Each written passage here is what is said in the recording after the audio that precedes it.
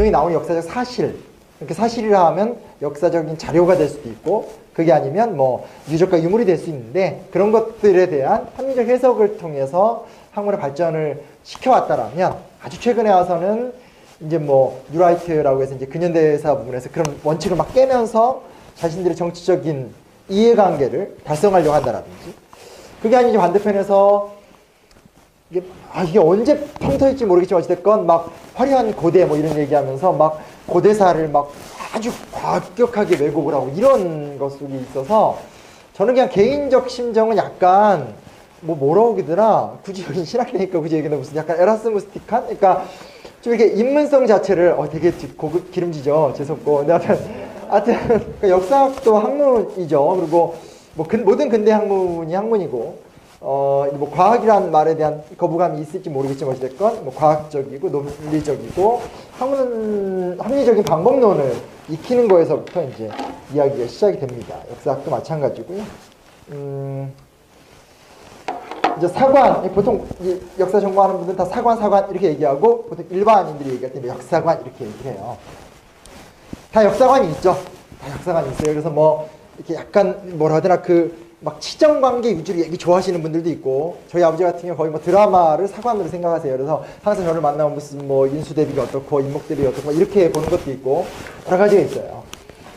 뭐 그 얘기를 들어가기 전에 일단 첫째는 뭐냐면 시간을 어떻게 이해할 것인가가 가장 큰 대주제인 것 같아요. 그러니까 시간이라는 것은 그냥 던져서 주어진 거죠. 우리가 시간을 인식하고 시간에 대해서 어떤 철학적 사고를 할 수 있을지 모르겠지만 우리의 사고 이전에 시간이라는 것이 선재하고 있고 먼저 존재하고 있는 그 시간이라는 것은 누군가마다 각각 누리는 것이 아니라 모두가 이렇게 다 같은 시간성 속에 살고 있죠. 근데 문제 뭐냐면 그 시간의 흐름 속에서 사람들이 어떤 특정한 이야기를 만들어내죠.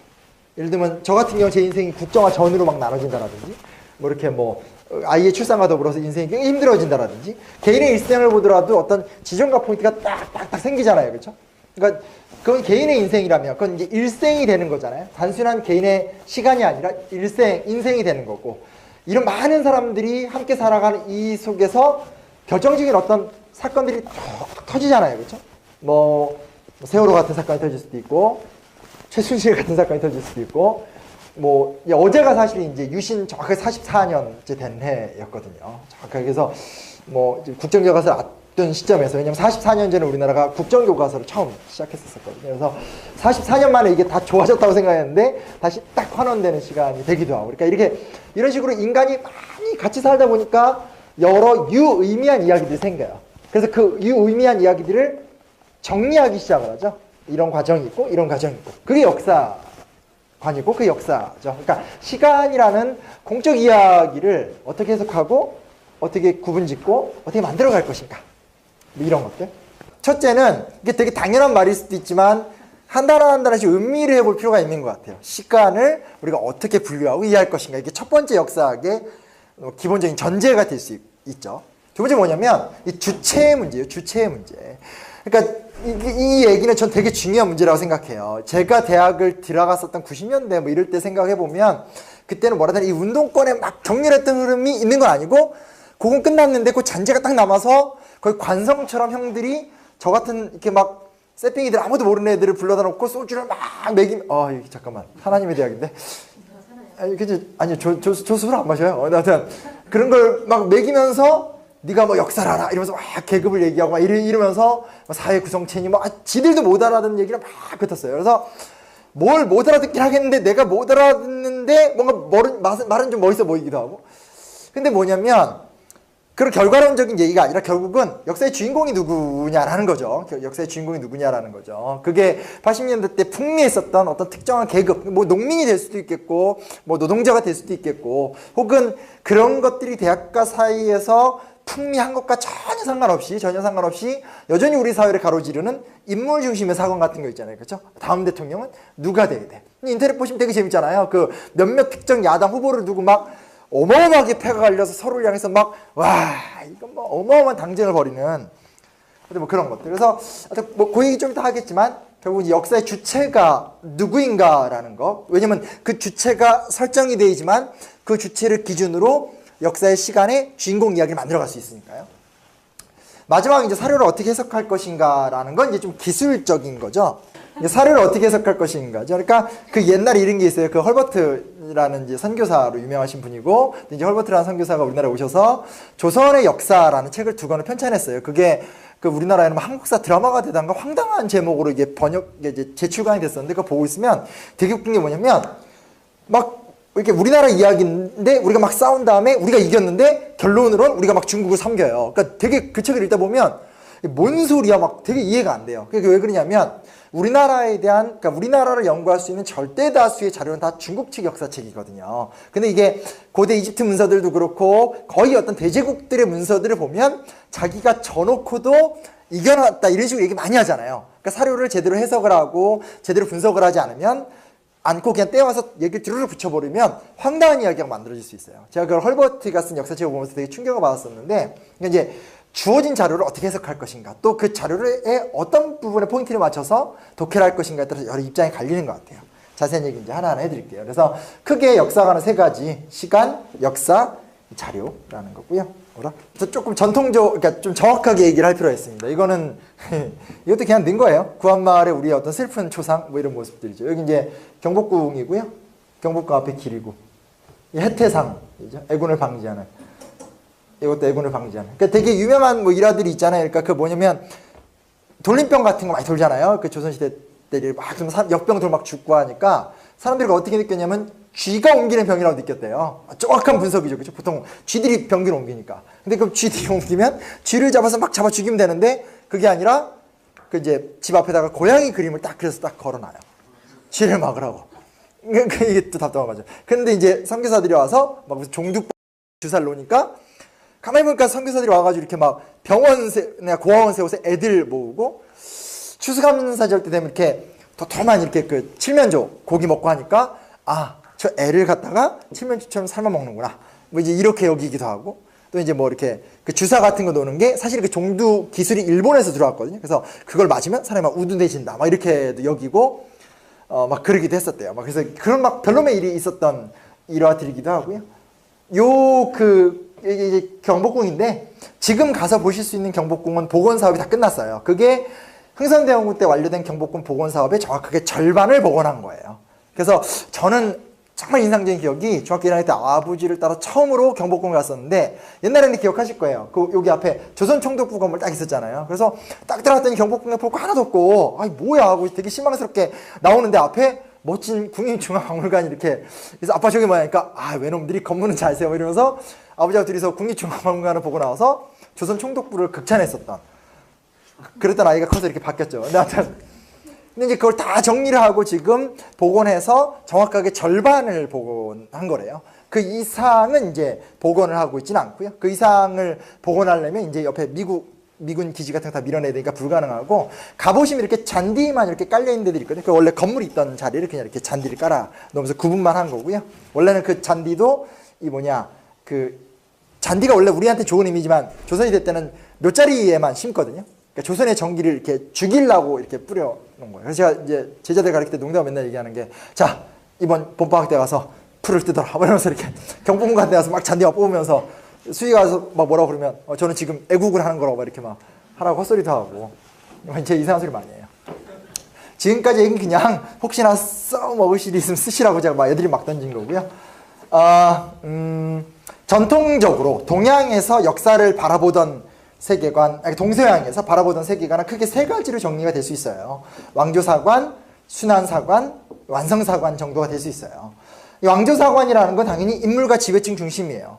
사실 이게 조금 더 개선이 안 됐어요. 그러니까 역사학은 전문 분과로서 굉장히 빠르게 발전을 했죠. 그리고 사실 90년대 이후에 더 질적인 발전을 거듭하면서 되게 다양한 연구 역량을 많이 쌓았고, 또 어찌됐건 꾸준한 번역 작업에 의해서 세계적인 어떤 연구 성과 같은 것들이 계속 또 많이 들어오고 있고, 근데 그거는 그냥 그 연구를 하고 전공하는 사람들만의 그들만의 리그죠. 여전히 우리는 텔레비를 틀어보면 뭐 이렇게 축구나 야구 같은 거 볼 때 다 민족주의적으로 많은 걸 해석하고, 차라리 민족주의면 좋은데 보통 통상적으로 우리가 맨날 보는 거 그거잖아요. 광해군이 좋냐 나쁘냐, 밀정에서 황옥은 우리 편이니까 남의 편이니까 가급적 우리 편이었으면 좋겠다, 뭐 이렇게 가는 거 아니겠어요? 그렇죠? 그러니까 언제나 우리는, 그리고 또 그게 그대로 시선이 와서 문재인이냐 안철수냐 이재명이냐 안희정이냐 이게 여전히 아주 미숙하고 전근대적인 역사관을 벗어나지 못한 거거든요. 그래서 실제로 조선왕조 실록을 보시면 그거 되게 편해요. 그냥 인터넷에서 조선왕조 실록 치면 조선왕조 실록 사이트가 있어요. 그 들어가면 다 번역돼 있고 데이터베이스화가 돼 있어서 클릭하면 몇 월 며칠 날 무슨 일이 있었는지 다 알 수 있어요. 근데 보시면 조선 왕조 실록이잖아요. 어떻게 돼 있냐면 조선왕조 실록을 읽어보면 다 왕이 주인공이에요. 그 왕이 그날 무슨 일을 했느냐, 그 왕이 그날 신하들과 무슨 토킹 어바웃을 했느냐, 뭐 이런 거예요. 그러니까 이제 뭐 이런 거 가끔 나오잖아요. 대장금 옛날에 떴었을 때 대장금이 실록에 나온 사람이다. 옛날 혹시 상도 기억나세요? 임상옥? 임상옥도 여기도 이제 아는 측과 모르는 측이 연배의 차이가 딱 나는 거라고 했습니다. 뭐냐면 임상옥도 실록에 나온다. 이런 얘기 되게 많이 했거든요. 제가 찾아봤어요. 조선왕조 실록에 임상옥이 나와요. 어떻게 나올 것 같아요? 한 줄 나와요. 임상옥이 있었다. 딱 끝이에요. 거의 모든 거는 다 왕의 이야기예요. 그 대전에서 왕과 신하가 어떻게 대화가 이루어지느냐. 왜냐면 이건 나름대로 심각한 거예요. 조선왕조에서는 군왕이 왕도 정치를 펼쳐야 되고 군왕을 중심으로 군왕과 신하들이 이상사회를 만들어가야 될 의무가 있기 때문에 그들을 계속 감시하는 거거든요. 근데 이제 중요한 건 지금 오늘 우리는 왕정사회도 아니고 어떤 특정한 지배층이 있어서는 안 되는 사회인데 그럼에도 불구하고 우리는 여전히 인물이나 지배층으로 역사를 좀 바라보는 아주 나쁜 습성과 특징을 갖고 있죠. 이건 좀 아주 심각한 문제고 가장 깨기 힘든 문제. 그래서 저도 이제 팟캐스트 같은 거 하지만 제가 되게 싫어하는 게 뭐냐면 인물 중심으로 얘기하는 걸 되게 싫어해요. 그리고 혹시나 제 팟캐스트를 들으신 분 알겠지만 지난주에도 무슨 이승만 얘기 나왔거든요. 그러니까 옆에 계신 두 분이 슈킹 보이 하면서 막 이승만 대통령 엄청 욕했어요. 근데 저는 별로 말을 안 했어요. 왜냐면 개인적으로 이승만 대통령의 호불호를 논하는 게 역사가 아니거든요. 네. 역사적 역할에서 이승만의 역할이 있는 거고 잘한 거 못한 게 있는 거 이렇게 가야 되는데 여전히 우리는 굉장히 인물에 대한 호불호가 강해요. 그러니까 좀 문제인 것 같고요. 두 번째는 순환사관이에요. 그러니까 이제 여기 이제 카스트 제도라고 말을 썼는데 카스트 제도는 뭐 거의 극단에 가까운 거죠. 그러니까 옛날에 그 김기덕 감독의 영화 작품처럼 봄, 여름, 가을, 겨울 그리고 봄 이게 이제 전형적인 거잖아요. 시간은 순환한다. 그러니까 자연이라는 것도 결국은 봄, 여름, 가을, 겨울 그래서 이제 생로병 사하고 다시 내 다음 세대를 통해서 생이 시작되고 이렇게 영원한 순환고리로 봤다라는 거. 그래서 유학의 역사관 같은 경우는 그 순환을 통해서 오히려 역사를 퇴보하는 거로도 많이 봐요. 왜냐면 진정한 이상세대 시대는 요순우탕, 문무주공의 시대 혹은 조선으로 온다면 세종의 시대 이렇게 자꾸 보기 때문에 얘기를 하는데 어쨌든 퇴보사관이라고도 얘기는 하지만 퇴보사관이라는 말은 조금 지나친 말인 것 같고 통상 저렇게 순환한다. 모든 것은 근본적으로 바뀌지 않고 돌고 돈다. 이게 동서양을 막론하고 사유과정에 구체적으로 좀 들어가면 다르지만 똑같이 이렇게 가요. 완성사관은 이제 아구스티누스입니다. 그러니까 뭐냐면 이거죠. 이게 사실은 기독교적 역사관인 거죠. 왜냐면 어쨌건 어느 날 창조가 있었고 저 기독교인이에요. 창조가 있었고 통합교단에서 오래 생활했습니다. 창조가 있었고 그리고 뭐 타락이 있었고 예수 그리스도 오심을 통해서 구속이 있었죠. 그러니까 역사가 예수님이 온 그 시간부터 예수님의 전과 후로 시간이 일원화가 되잖아요. 그리고 그게 바울을 통해서 어느 정도 좀 설명이 되고 아구스티누스가 소위 말하는 신국론 같은 저술을 통해서 완성의 단계라는 걸 얘기하게 되면서 직선론적인 시간관이 딱 완성이 되는 거거든요. 그러니까 그 전까지는 동서양의 문명관들이 다 이렇게 동그라미적인 시간관이에요. 동그라미. 이 동그라미가 올라가냐 내려가냐에 대한 것들에 대한 좀 차이는 있지만 기본적으로 계속 돌고 도는 거거든요. 근데 이게 이제 기독교가 나오게 되면서 전후가 일직선으로 쫙 퍼지는 어떤 시간관이 최초로 만들어지게 된 거죠. 다만 여기서 중요한 건 아직까지 여기서 그냥 지점만 있는 거죠. 창조의 지점이 있고, 뭐 이렇게 구속의 지점이 있고, 완성의 지점이 있고, 뭐 이런 식으로. 이 정도. 이렇게 좀, 이것이 이제 좀 전통주의적인 세계관이다. 그리고 사실 요 아우구스티누스의 완성사관 같은 경우들은 이 안에서 뭐 민중이나 어떤 사람들이 주체가 돼서 역사를 진보적으로 만들어간다라는 이런 얘기는 또 없죠. 그래서 요건 좀, 아직은 좀 미숙한 단계라고 볼 수 있습니다. 제가 이분을 미숙하다고 얘기할 수는 없는데, 아무튼 그래요. 자, 그러면 그 다음 이제 근대 역사학에 대한 간단한 이야기들을 최대한 쉽게 얘기를 해드리도록 할게요. 이분은 랑케예요. 예, 저희 학계의 아버님이세요. 저희 집안의 뭐 이렇게 조상 할아버지. 예, 랑케입니다. 랑케입니다. 이제 옛날 학교 다닐 때 다 들어봤던 얘기잖아요. 뭐 랑케 카이 거의 뭐 초중고 계속 하면서 만나고 대학교 때도 나 좀 역사에 대해서 공부 좀 해봐야지 하면 역사학개론 수업 들으면 또 나오시는 바로 그 부분이세요. 저는 되게 랑켈을 이해하는 게 힘들었었어요. 왜 힘들었었냐면 제가 역사학을 배울 때는 사실을 기초로 분석하는 건 기본이니까 랑켈의 존재 가치에 대해 저는 그다지 인상적이지 않았어요. 당연한 거 아니야? 팩트가 중요한데 팩트를 근거로 모두가 다 사유하고 있는데 랑켈을 어떻게 생각하시냐면 신학하시고 철학하시는 분들한테는 이 사람이 아주 쉽게 말하면 반헤겔리안이에요. 네. 그러니까 무슨 얘기냐면 헤겔이 굉장히 추상적이고 철학적으로 역사를 막 이야기하잖아요. 그런 걸 이제 개인적이고 실존적으로 막 끌어가는 게 키에르케고르라면 랑켈은 야, 네가 말하는 거 근거 있어? 증거 있어? 이렇게 간 거예요. 그래서 팩트를 갖고 그 팩트 위에서 이야기를 만들어가는 것이 근대 역사학이라는 걸 딱 놓은 사람이라는 거죠. 그리고 이제 이분이 이에치카예요. 이에치카가 갑자기 우리나라에서 유명해졌죠. 언제 유명해졌냐면 영화 변호인 때문에 또 한번 유명해졌었죠. 그렇죠? 그래가지고 뭐 이렇게 나왔대. 역사란 무엇인가? 읽지는 않더라도 집집마다 거의 하나씩 꽂혀 있는, 그렇죠? 예, 법무사에서 나온 그 법무사에서 역사란 무엇인가를 번역했던 게 대학교 때 저의 아주 친한 저의 영양반 김택현 선생님이신데 아주 그냥 번역 잘하셔서 지금도 인쇄를 잘 받아드시고 계세요. 사실 이에치카가 진짜 유명한 건 뭐냐면 이에치카는 그 영화에서도 잠깐 나왔지만 러시아 대사 오래 했던 분이고 러시아사로 순건짜리 그러니까 거의 뭐 러시아 근현대사 연구의 뭐 절대적인 권위자셨던 분이에요. 현재 이 이에치카의 러시아 혁명사나 러시아사는 전체가 다 번역되어 들어와 있지는 않고요. 그걸 한 권짜리를 얇게 요약을 해서 번역된 게 나남 출판사에서 나와 있어요. 근데 그것도 서점에서는 아마 거의 못 구할 거고 인터넷 서점에서는 아마 파는 걸로 알고 있는데 혹시나 러시아사에 관심 있으시면 이게 보시면 되게 좋을 것 같아요. 근데 그 좀 이렇게 어느 정도 약간은 좀 이렇게 그 시기에 대한 이해를 갖고 그 좀 보는 게 좋지. 너무 좋은 책인데 이게 너무 압축적이어서 보다 보면 이게 막 줄줄 셀 수도 있어요. 그래서 아무튼 이직한데 그냥 랑케하고 칼을 통해서 만들어진 건 뭐냐면 실증주의 해석하기에 이게 역사학의 기본이에요. 한편에선 실증적 증거가 무조건 있어야 돼요. 실증적 증거가 없는 걸 이야기하는 것은 그거는 나쁘게 얘기하면 상상이나 허구 혹은 그거는 이건 약간 종교에 대한 모독일 수 있지만 그건 종교적 신념이다라고 얘기를 해버려요. 그러니까 이런 게 있어요. 그 발해 있잖아요. 발해. 대종이라는 드라마가 떴었잖아요. 138부작인가 제가 그걸 다 봤어요. 막 보면서 막 감동받고 막 마지막에 막 발해 통일할 때 이제 막 피눈물 흘리면서 내가 이제 만주를 가서 나도 한번 쓸어봐 막 이런. 그래서 이제 딱 끝난 다음에 뭔가 내가 발해에 대한 마음의 빚이 크다라는 걸 느끼고 서점을 갔어요. 그래서 그 유명한 한 번쯤 들어보셨을 거예요. 유득공의 발해고라는 책이 있잖아요. 그렇죠? 그걸 제가 샀어요. 그걸 한번 사지 마시고요. 한번 보세요. 보면 유득공의 발해고가 실제 10장도 안 돼요. 네, 왜냐하면 유득공이 언제 때 사람이에요? 정조 때 사람이니까 17세기, 18세기 이때 사람이거든요. 그러니까 무슨 얘기냐면 한 1000년 지나서 조선의 실학자가 야 발해가 우리 역사가 아닐까라고 고민을 한 거예요. 맨 처음에 유득공의 고민은 발해 사를 쓰고 싶었어요.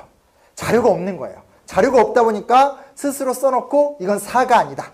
이거는 그냥 내가 발해에 대해서 최소한의 이렇게 땅갈기라고 하나 이거 정도 한 거다 해서 발해 사라고 책을 써놓은 게 아니라 발해 고라고 책을 써놓은 거예요. 그러니까 고는 그냥 사고하다 이런 뜻이거든요. 실제로 읽어보면 거의 내용이 없어요. 그것도 다 중국 측 사료를 갖다가 다 분석한 거기 때문에 그냥 아주 초기에 무슨 대조영이가 누구하고 조인을 해서 누구를 이기고 동모산에 나라를 세웠다라는 거 한 3줄 나오고 나머지는 무왕, 문왕, 아들, 손자 얘기만 좀 자세히 나오고 거의 내용이 안 나와요. 그래서 제가 그 책을 읽으면 정말 사기당했다는 느낌. 왜냐면 4줄 나와 있는데 그걸로 138부작을 만든 거예요. 그리고 나는 거기에 막 감동받고 얼마나 유득공이 미웠는지 때. 근데 그 이상의 얘기를 못해요. 왜 못하냐면 현재까지 발해사와 관련된 그러니까 발해인들이 남긴 역사 기록이 없어요. 유일한 게 뭐냐면 묘지라고 묘가 발굴이 되거나 그러니까 왕릉이 발굴이 되면 그 왕릉에 꼭 묘지라고 이 묘는 어떤 묘다라고 쓰는 각석이 있어요. 그게 되게 중요해요. 거기 보면 좀 이렇게 내용이 나오거든요. 그런 거 발견하는 거 말고 현재 방법이 없어요. 그런 방법이 없는데 거기에 대해서 우리가 무슨 얘기를 할 수 있어요? 얘기를 할 수가 없어요. 그 얘기를 김홍신 작가처럼 이렇게 무슨 대발을 이렇게 만드는 건 100% 그냥 문학적 상상력이죠. 얼마 전에 영화 망하긴 했지만 고산자 영화 있었잖아요. 그렇죠? 대동여지도. 그것도 그냥 박범신 아저씨의 할아버지 아무튼 박범신 작가의 좋은 상상이에요. 김정호의 대동여지도 제작 과정은 잘 몰라요. 그리고 그렇게 정부의 탄압을 받으면서는 사실 못 만들죠. 그렇기 때문에 그런 탄압은 없었다라는 게 정설이고 실제 제작 과정을 전혀 몰라요. 근데 그걸 이제 그냥 상상을 한 거죠. 그러니까 그런 것들은 이제 다 소설가의 문학적 상상인 거고 우리는 자료를 근거해서 그 자료를 어떻게 해석하냐 속의 싸움 속에서 해나가는 과정을 거치게 된다라는 거죠. 그러니까 사료를 존중하고 사료를 추론하되 이것이 추론이라는 것도 정확하게 표현하면서 논리적인 합리성을 만들게 되는 이게 근대 학문의 근대 역사의 가장 큰 특징이고요. 왜냐면 마르크스 역사학의 영향이 되게 커요. 우리나라도 한국 역사학계 아버지가 신채호잖아요. 한국 역사학계 엄마가 백남훈이에요. 백남훈이라고 마르크스 역사학을 연 사람인데 백남훈은 북한에서 아주 고위직까지 역임하신 분이에요. 근데도 현재 우리나라 고등교과서에 들어가 있어요. 왜냐면 백남훈 선생 얘기하지 않고 선생님 말을 빼자. 백남훈을 얘기하지 않고는 한국 역사학을 설명을 못해요. 똑같아요. 마르크스 역사학도 마찬가지예요. 마르크스 역사학으로 사고를 하냐 안 하냐를 갖고는 편이 갈릴 수 있지만 마르크스에서 제기된 여러 주제들이 사실은 학계에 다 묻어서 지금 굉장히 큰 영향력을 갖고 있어요. 일단 첫째는 사회경제사학이죠. 역사의 구조라는 것을 사회적 관점, 경제적 관점. 사실은 이 당시에 마르크스가 직접 썼던 말은 이제 정치경제학이라고 불렀어요. 그래서 그때는 아직까지 정치학과 경제학이 분리가 안 됐기 때문에 정치경제학이라고 해서 정치와 경제를 좀 통합적으로 보는 그런 거였고요. 또 하나의 특징이 뭐냐? 구조결정론적인 사회방식. 약간 말이 어려운데 뭐냐면 하나의 구조가 만들어지면 그 구조로 인해서 예상된 결과가 나온다는 거죠. 뭘로 예를 들면 좋을까요? 70년대 때 유신, 이게 너무 센데. 그때 그분들, 김기춘, 이렇게 그 시대 분들이 권력을 잡으면 이런 일이 일어난다, 이런 거 있잖아요. 그러니까 동일한 구조 속에서 동일한 결론이 만들어질 수밖에 없다. 라는 것을 이제 이렇게 좀 어떤 과학적 사유 방식이긴 한데 그걸 이제 역사학에 끌어들이게 됐기도 했고 또 하나 되게 중요한 건 마르크스는 역동성을 강조한 사람이에요. 역사라는 건 계속 용솟음 치고 있는 거고 그 용솟음 치는 과정을 보면 그것은 어떤 특정한 누구의 지식인이나 특정한 누구의 아이디어라는 어떤 생각이 아니라 사람들 사이에 숨쉬는 어떤 에너지고 민중들의 결기 이런 것들이 막 있다라는 거죠. 민처 이야기를 하면서 아주 초기의 사회주의가 사실은 종교개혁도 있었다라고 하면서 독일 농민전쟁 막 논문을 쓰면서 막 루터를 까고 이런 거 되게 유명한 일 하잖아요. 그렇죠?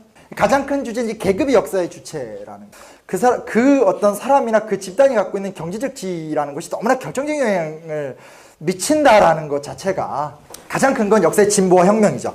진보와 혁명 자체를 마르크스가 발명해냈다는 건 아니에요. 왜냐면 그 전에 프랑스 혁명 같은 게 먼저 있었고 충분히 진보의 과정이나 혁명의 과정 속에서 과정을 두고 되게 다양한 논변들이 막 있거든요. 그래서 제가 틈나무 항상 얘기하는 게 서양 근현대사에 관심을 많이 가져주셨으면 좋겠고 좀 아시면 노명식 선생이 쓴 프랑스 혁명인가? 그 책이 하나 있거든요. 책과 함께해서 나왔는데 그게 이제 프랑스 혁명부터 파리 꼬민까지 얘기를 전체를 쫙 다룬 한 권짜리 책이에요. 되게 잘 나왔어요. 그래서 한번 좀 보시면 좋겠다 꼭 얘기하는 게 그때의 어떤 그런 프랑스인들 안에서 막 좌충우돌하는 거 있잖아요. 한쪽에서는 혁명이 일어나는데 좀 이렇게 좀 영국처럼 이렇게 좀 입헌군주제로 좀 이렇게 빨리 좀 마무리 짓고 싶어하는 당통 아는 척하니까 잘 안 되네요. 라파에트 이런 사람들 좀 이렇게 입헌군주제로 끝내고 싶어하고 얘는 거의 이렇게 좌빨 일배 급진하고 로베스피에르는 막 혁명을 막 급진 이뤄내고 싶어 이게 막 통제가 안 되면서 막 정말 아주 보수적인 정권으로 갔다가 아주 극단적인 정권으로 갔다가 또 나폴레옹 시대로 갔다 이런 게 다 나오거든요. 그런 경험 이후에 그런 경험의 총화를 사실은 마르크스가 다 정리를 한 건데 하여튼 이 마르크스 역사학은 너무나 큰 영향을 미치고 있고 마르크스 역사학자라고 스스로를 표방하는 역사학자들은 별로 없어요. 별로 없지만 이런 사유가 너무 이제 많이 배어 있죠. 그래서 기본적으로 이제 좀 역사학을 전공한 사람들이 갖고 있는 진보성 모습들인 거죠. 이건 제가 개인적으로 되게 좋아한다고 해서 편향된 건 아니고요. 이분은 페르낭 브로델이라는 분이에요. 물질 문명과 자본주의 역사라는 유명한 명적 같이 해서 6권짜리 책으로 나왔는데 쓰신 분인데 깊이 들어갈 필요는 없고요. 이거예요. 그러니까 마르크스를 통해서 너무 역사를 정치와 경제로만 봤다는 거예요. 근데 연구를 해보니까 이제 우리가 보통 얘기 많이 하는 거지 프로테스탄트 윤리 자본주의 정신 같은 거 배보고 항상 얘기하는 게 뭐예요? 문화적인 게 정치 경제적인 것에 역으로 영향을 줄 수도 있다 이런 얘기만 하잖아요. 그런 것처럼 그 전까지는 주로 이제 이렇게 거대 담론으로 정치 경제 얘기만 했다라면 아나락파가 나오면서 종교라든지 문화라든지 뭐 의식의 생활 양식이라든지 이런 것들을 하나하나 분석하면서 역사 연구가 아주 다차원적으로 발전시키는 데 있어서 이 프랑스의 아나 락파가 되게 좀 중요한 역할을 했어요. 그래서 뭐 마르크 블로우가 쓴 봉건사회라는 책은 이제 한글 그레이트 북스에 번역이 되어 있는 명저고요.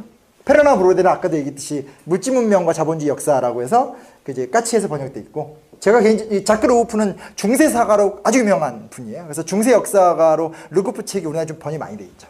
조르지 디비도 되게 유명하고. 그래서 어쨌든 이런 사람들은 좀 기존에 있었던 역사를 더 풍성하게 이해하려는 노력을 많이 했었다라는 것들 좀 보면 되고요. 여기까지 얘기하고 잠깐 쉬었다 할게요. 이제 현대 역사학은 그러면서 이제 막 주제가 막 다분화돼요. 이게 이제 그 드라큘라의 유명한 작품이잖아요. 그렇죠? 좀 약간 민망하긴 해요. 민망해요. 근데 민망한데 이거 안 갖고 올 수가 없어요. 이게 그 드라큘라가 7월 혁명에 참여를 못 해요. 그러니까 프랑스 혁명 있다가 나폴레옹 시대가 끝나고 빈체제를 무너뜨리기 위해서 7월 혁명이 일어나거든요.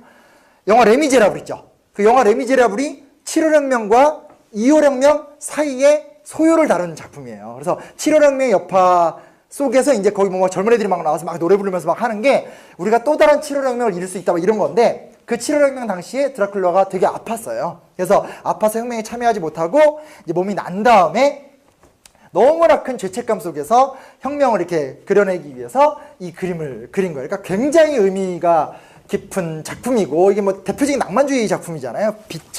빛이 중앙에서 발산이 되고, 이런 장면은 실제 현실에선 없는 장면인데 발산이 되고, 이 여성분도 정확하게 누군지 모르는데 혁명 과정 중에 남동생이 눈앞에서 그 프랑스 군에 의해서 죽고, 그것에 분노해서 집에서 식칼을 하나 들고 나와서 프랑스 군 2명을 죽인 다음에 처참하게 살해당한 여성이 있어요. 그래서 이름까지 나오면 제가 되게 유식해 보일 텐데 이름이 생각이 안 나고, 그래서 그렇게 해서 잔혹하게 죽은 그분이 모델이 아닐까 정도로 현재 추론을 하고 있는 게 정설이고요. 그래서 이제 이 작품인데 이거 이제 자세히 보시면, 이거 뭐 보면 이게 삼색기잖아요. 프랑스의 거의 혁명을 상징하는 삼색기잖아요. 그래서 뭐 자유, 평등, 형제 이런 색깔이 되잖아요. 가만히 보면 보세요. 파란색, 빨간색, 여기도 파란색, 잘 안 보이지만 여기 옷깃에 빨간색이 거의 있어요. 이게 지금 여기서는 안 보이는데 큰 작품을 하나하나 보면 전체에 나오는 모든 주인공들의 옷, 뭐 이렇게 옷 이런 데가 다 파랑, 하양, 빨강으로 다 채색이 돼 있어요. 그러니까 전체가 혁명을 상징하고 있는 거거든요. 제가 왜 이 얘기를 얘기하냐면, 현대 역사학의 지평이 더 되게 넓어져서, 예를 들면 방금 얘기한 게 상징사 같은 경우인 거죠. 그러니까 상징이 사람들에게 어떤 영향을 주는가. 삼색기를 딱 보면 뭐 그런 거 있잖아요. 레미제라블 마지막 장면 같은데 딱 보면 이렇게 막 가서 막 사람들이 어마어마한 바리케이트를 치고 막 삼색기를 날리잖아요. 그게 왜냐면 지금 우리가 프랑스 파리를 가서 보는 거리는 루이 나폴레옹 때, 그러니까 나폴레옹의 조카 때 그가 황제가 된 다음에 도시 재정비 사업을 해서 중앙에다 개선문을 놓고 이렇게 만든 거예요. 왜냐면 파리가 워낙 복잡한 도시였어요. 복잡한 도시였기 때문에 바리케이트를 만들어서 저항하기가 좋아서 그 저항을 못하게 하려고 구조적으로 이렇게 뜯어 고친 게 사실 현재 파리예요. 그래서 그 이후에 프랑스에서는 그런 식의 혁명은 일어나지 않아요. 그러니까 뭐냐면 바리케이트라든지 삼색기 같은 것들, 이런 걸 보면 혁명이 떠오르고 모든 인류는 자유롭고 또한 평등하다라는 어떤 상징적 영향력을 막 갖는 거잖아요. 빨갱이, 그러니까 이제 사회주의는 보통 적기를 내거잖아요. 그러니까 소련도 빨간색이고 중국도 빨간색이고 북한은 약간 특이한데 아무튼 북한도 빨간색이 들어가 있고, 그렇죠? 왜 그러냐면 프랑스 혁명의 가장 마지막 단계였었던 파리 꼬민 당시에 파리 시민들이 14개의 대포를 들고 그 대포로 파리 전체를 지켜내면서 그때 내걸었던 깃발이 빨간색이었어요. 그리고 그거를 진압하려고 들어갔던 프로이센과 프랑스 부대의 깃발색이 빨간색이었어요. 지금도 좌익하면 빨간색, 우익하면 하얀색이 있는 거야. 이런 것들을 연구하는 것이 뭐 상징사라고도 할 수 있겠고, 되게 장르가 넓어요.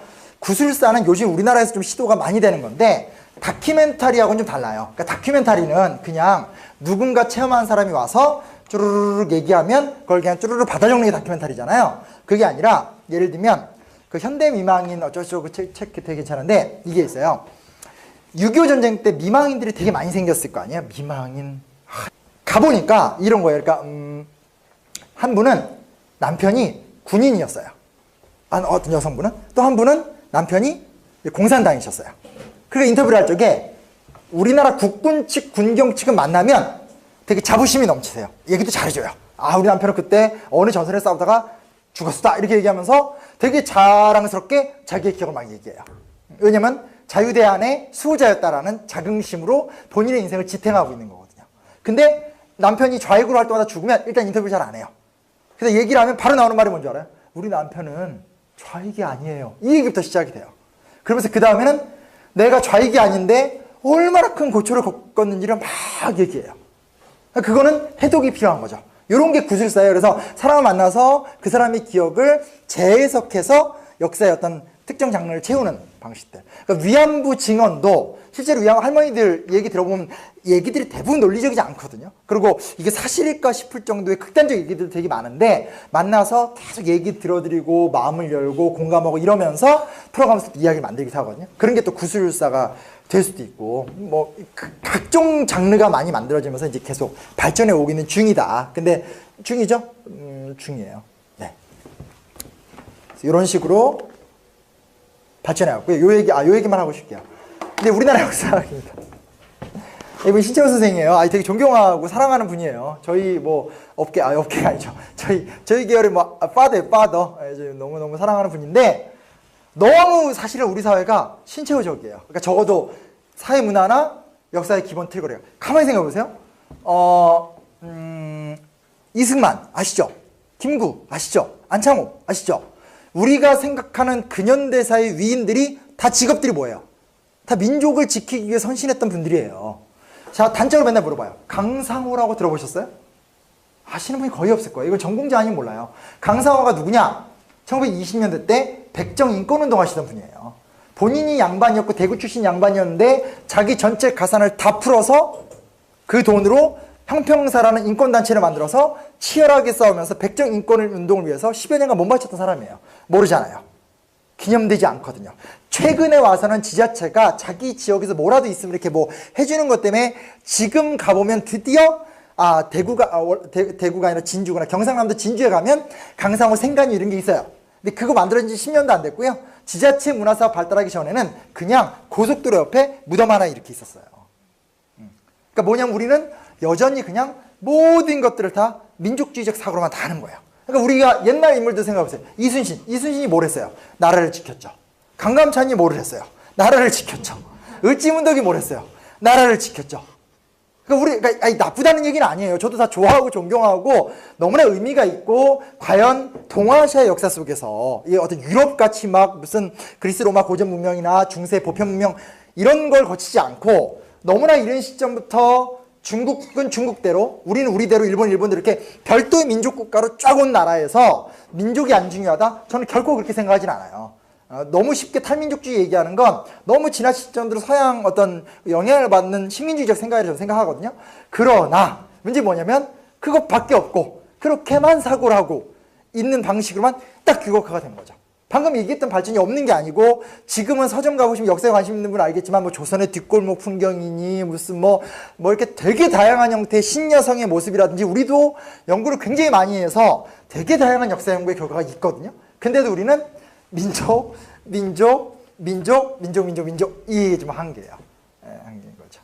그래서 그래요. 그래서 지금 되게 우려가 되는 것 중에 하나, 이게 현실화될지 모르겠지만 뭐 이렇게 국정교과서 얘기하면서 박근혜 대통령께서 이제 환단고기를 막 인용하고 그러셨거든요. 실제 그 대통령 축사라고 해야 되나 8.15 축사 같은 데인데 이게 옛날에 80년대 때 전두환이 정권을 잡은 다음에 그 당시 발전하고 있던 역사학을 뭉개면서 상고사라고 그래서 엄청 그쪽 소위 말하는 화려한 고대 쪽에 많이 투자를 했던 적이 있어요. 그래서 민족주의 정서는 민족주의 정서로 덮어버리면 그만이거든요. 그러니까 근현대 이야기, 이거 애들 반항심, 얼마 전에 이기동 한국학위원회 그러잖아요. 애들 반항심만 기르고 무슨 항쟁의 역사고 이건 애들 불량하게 만든다.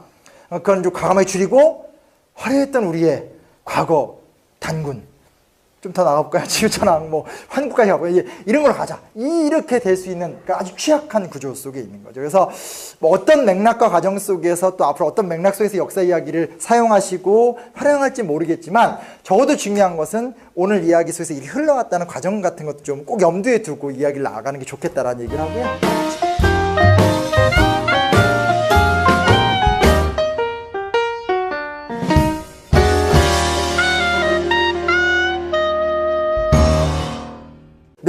특정 야당 후보를 두고 막 어마어마하게 패가 갈려서 서로를 향해서 막 와 이건 뭐 어마어마한 당쟁을 벌이는 뭐 그런 것들. 그래서 뭐 그 얘기 좀 이따 하겠지만 결국 이제 역사의 주체가 누구인가라는 거. 왜냐면 그 주체가 설정이 되지만 그 주체를 기준으로 역사의 시간에 주인공 이야기를 만들어갈 수 있으니까요. 마지막 이제 사료를 어떻게 해석할 것인가라는 건 이제 좀 기술적인 거죠. 사료를 어떻게 해석할 것인가죠. 그러니까 그 옛날에 이런 게 있어요. 그 헐버트라는 이제 선교사로 유명하신 분이고, 이제 헐버트라는 선교사가 우리나라에 오셔서 조선의 역사라는 책을 2권을 편찬했어요. 그게 그 우리나라에는 한국사 드라마가 되던가 황당한 제목으로 이게 이제 재출간이 됐었는데, 그거 보고 있으면 되게 웃긴 게 뭐냐면 막 이렇게 우리나라 이야기인데 우리가 막 싸운 다음에 우리가 이겼는데 결론으로는 우리가 막 중국을 섬겨요. 그러니까 되게 그 책을 읽다 보면 뭔 소리야 막 되게 이해가 안 돼요. 그게 왜 그러냐면 우리나라에 대한, 그러니까 우리나라를 연구할 수 있는 절대 다수의 자료는 다 중국 측 역사책이거든요. 근데 이게 고대 이집트 문서들도 그렇고 거의 어떤 대제국들의 문서들을 보면 자기가 져놓고도 이겨놨다 이런 식으로 얘기 많이 하잖아요. 그러니까 사료를 제대로 해석을 하고 제대로 분석을 하지 않고 그냥 떼와서 얘기를 드르르 붙여버리면 황당한 이야기가 만들어질 수 있어요. 제가 그걸 헐버트가 쓴 역사책을 보면서 되게 충격을 받았었는데, 그러니까 이제 주어진 자료를 어떻게 해석할 것인가, 또 그 자료에 어떤 부분에 포인트를 맞춰서 독해를 할 것인가에 따라서 여러 입장이 갈리는 것 같아요. 자세한 얘기 이제 하나하나 해드릴게요. 그래서 크게 역사가는 3가지, 시간, 역사, 자료라는 거고요.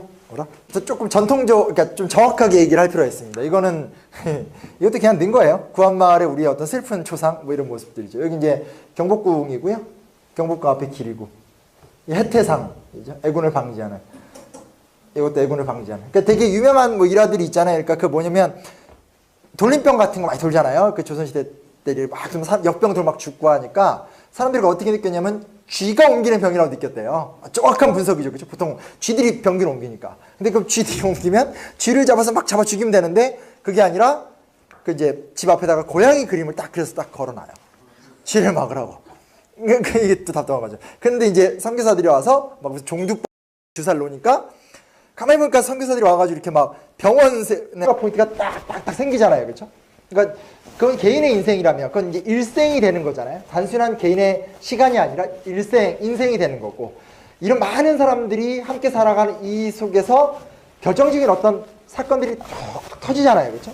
뭐 세월호 같은 사건이 터질 수도 있고, 최순실 같은 사건이 터질 수도 있고, 뭐 어제가 사실 이제 유신 정확하게 44년째 된 해였거든요. 정확하게. 그래서 뭐 국정교과서를 앞둔 시점에서, 왜냐면 44년 전에 우리나라가 국정교과서를 처음 시작했었거든요. 그래서 44년 만에 이게 다 좋아졌다고 생각했는데 다시 딱 환원되는 시간이 되기도 하고, 그러니까 이런 식으로 인간이 많이 같이 살다 보니까 여러 유의미한 이야기들이 생겨요.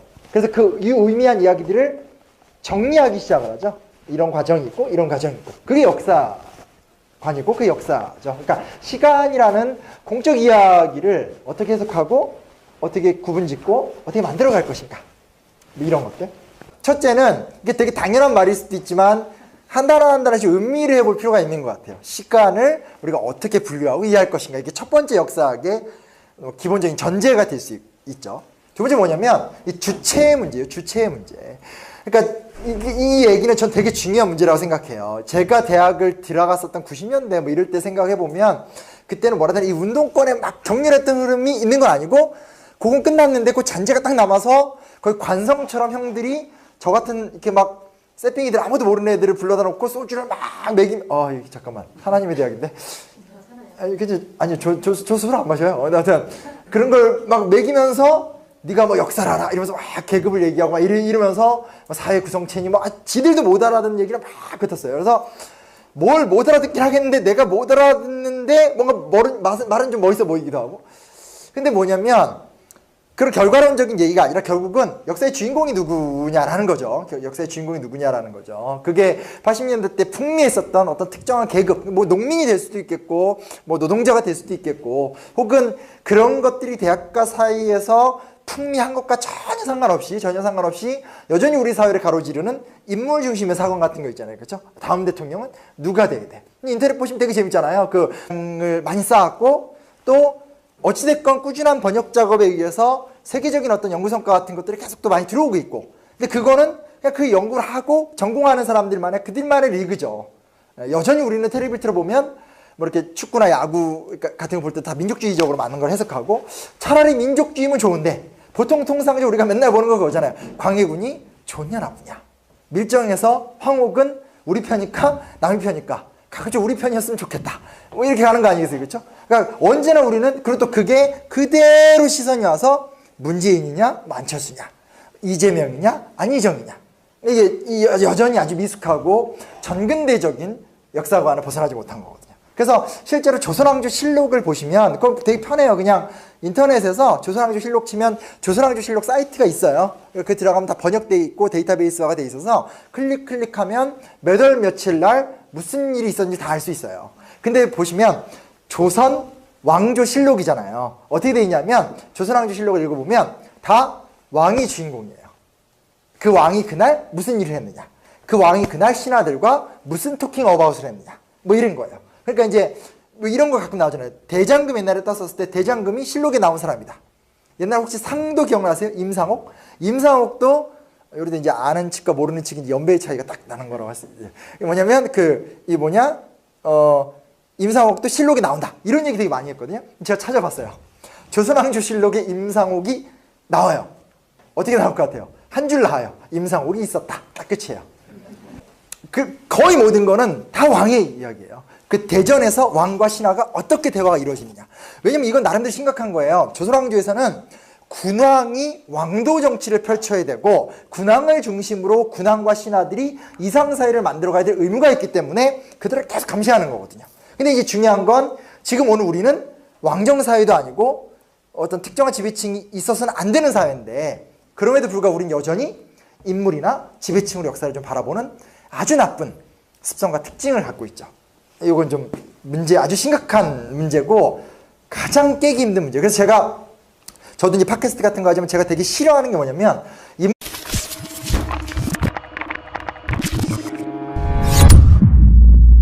분명히 나오는 역사적 사실, 이렇게 사실이라 하면 역사적인 자료가 될 수도 있고 그게 아니면 뭐 유적과 유물이 될 수 있는데 그런 것들에 대한 합리적 해석을 통해서 학문의 발전을 시켜왔다라면 아주 최근에 와서는 이제 뭐 뉴라이트라고 해서 이제 근현대사 부분에서 그런 원칙을 막 깨면서 자신들의 정치적인 이해관계를 달성하려고 한다라든지 그게 아니지 반대편에서 이게 언제 평터일지 모르겠지만 어쨌든 막 화려한 고대 뭐 이런 얘기하면서 막 고대사를 막 아주 과격하게 왜곡을 하고 이런 것 속에 있어서 저는 그냥 개인적 심정은 약간 뭐라고 그러더라 굳이 여기 신학교니까 굳이 얘기는 무슨 약간 에라스무스틱한 그러니까 좀 이렇게 인문성 자체를 되게 고급 기름지죠 재수없고 근데 하여튼 그러니까 역사학도 학문이죠. 그리고 뭐 모든 근대 학문이 학문이고 뭐 과학이란 말에 대한 거부감이 있을지 모르겠지만 어쨌건 뭐 과학적이고 논리적이고